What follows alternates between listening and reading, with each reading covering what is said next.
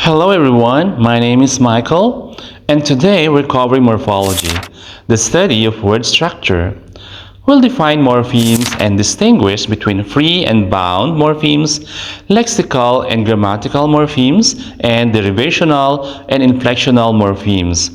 Let me refer you to Mercia and Larsen Freeman 2015 diagrams on your screen to visualize these concepts. Before we dive in, let's define the morpheme. It is the smallest meaningful unit in language. Words can have multiple morphemes, and they cannot be broken down further into smaller meaningful units. Take cats, for example. Cat means the animal, and S means plural. Thus, cats has two morphemes. Consider category. Though it contains cat and gory, those parts don't contribute to the overall meaning. Category has one morpheme.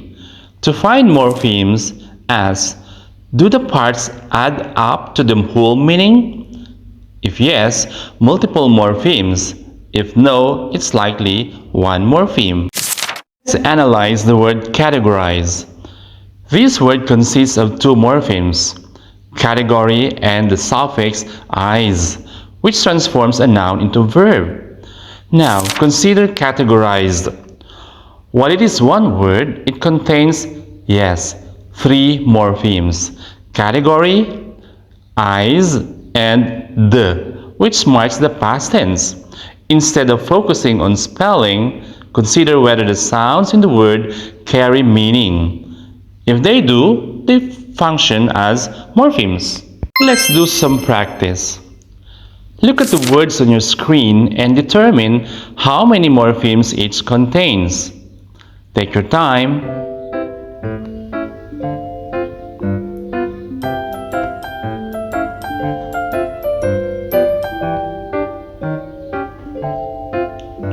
Now, let's review. First, overestimating. One word but three morphemes. We got estimate as the root word, the prefix over, and the suffix ing. Each carries meaning, making a total of three morphemes.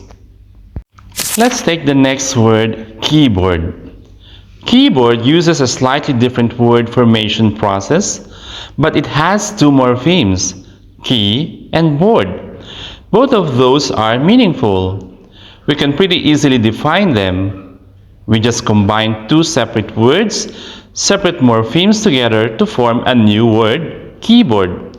Therefore, keyboard has two morphemes. Next is the cranberry. While berry is clear, cran has no independent meaning. Since the sum of its parts doesn't equal the whole word's meaning, cranberry is just one morpheme. This is an example of a cranberry morph, a bound morpheme with no standalone meaning.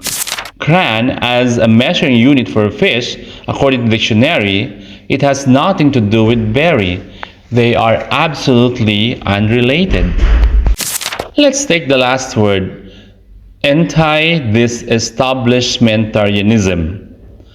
Now, this is a very long and perhaps intimidating word. It's about as exotic as English gets in terms of the number of morphemes that it can pile into one word.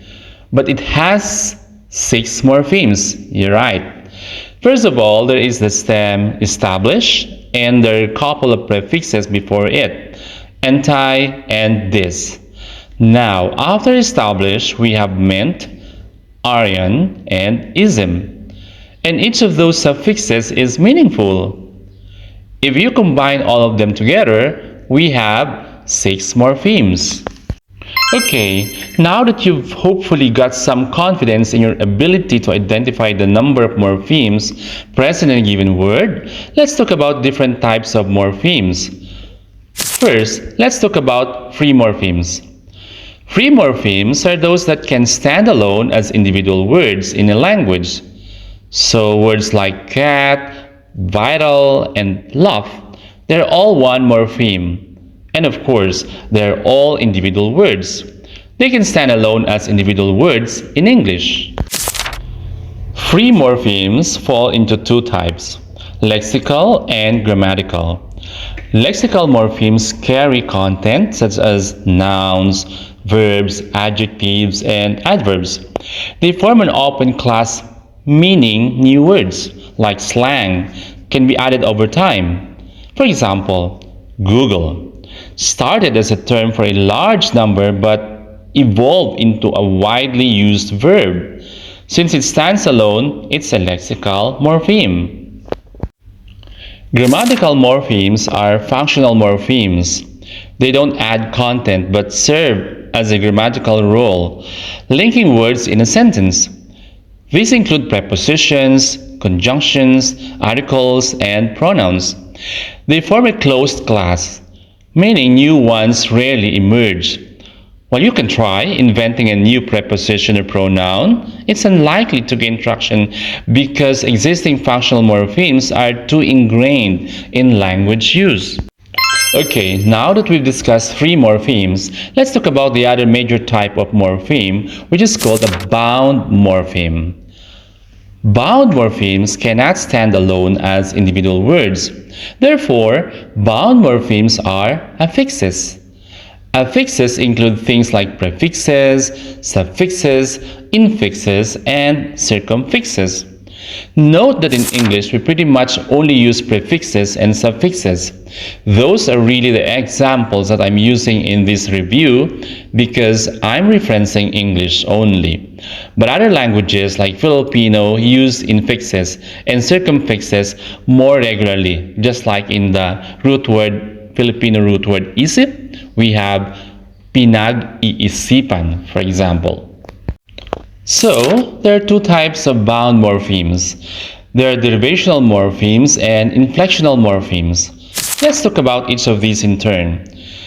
Derivational morphemes serve to create new words in a language, and they also have the capacity to change the part of speech or lexical category from one to another.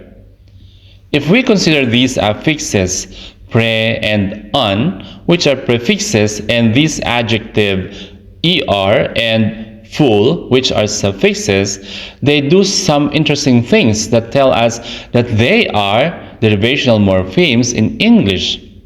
If we take pre, for example, and we add it to the word determine, we get predetermine, which is a new word that would have its own dictionary entry separate from that of determine.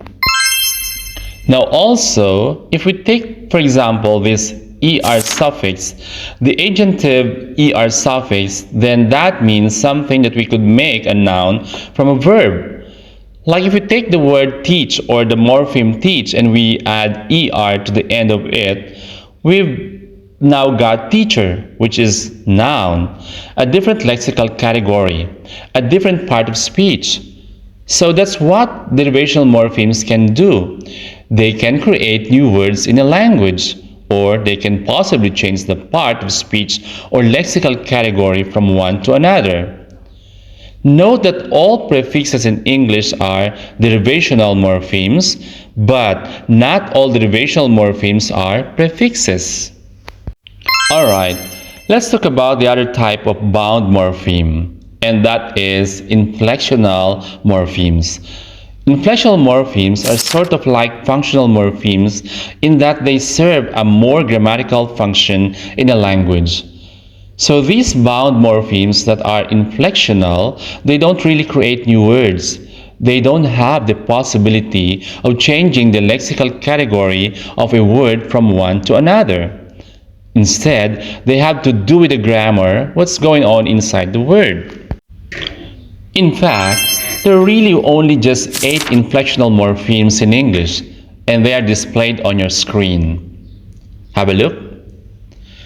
So we have the plural S, which denotes more than one. We have the possessive S, often written with an apostrophe, and then an S. We have the third person singular S, such as in the phrase, he walks. We have the past tense ed. We have the suffix ing, which indicates an ongoing action. We have the en suffix, which indicates a past participle, sort of like turning broke into broken. We have the ER comparative, which you use from cold to colder. It's not the same as the adjunctive ER, like turning teach into teacher, because that changes the lexical category from one to another. But the ER in colder, it's doing something more grammar-like. And then the last of this is the superlative, the EST, such as in the word coldest. So there has just 8 inflectional morphemes in English, but other languages may use a lot more inflectional morphology. To wrap it up, English morphemes is the building blocks of words. We have categorized morphemes as either free or bound. Free morphemes, as you see here, can stand alone as words. Bound morphemes, on the other hand, need to be attached to other word parts. Breaking it down further, then we have morphemes. We have lexical content, which refers to those major parts of speech like nouns and verbs, carrying the core meaning. Then we have grammatical function, which includes minor parts of speech like prepositions and conjunctions, serving to connect words. Moving on to bound morphemes, we again have 2 types. Lexical content here is represented by derivational morphemes, which change the meaning of a word. Lastly, we have grammatical function, shown by inflectional morphemes, which indicate grammatical relationships like tense or number. In other words, morphology provides a deeper understanding of how words are formed and function in language. By identifying morphemes and their types, we gain insights into language structure and usage. In essence, this chart by Seltzer-Mercier and Larsen-Freeman gives us a clear overview of how we classify morphemes in English. That concludes our session on morphology, and thank you for your attention. Again, this is Michael. Now I will turn the floor over to Mr. Adelaido Pinawin, who will discuss word classes.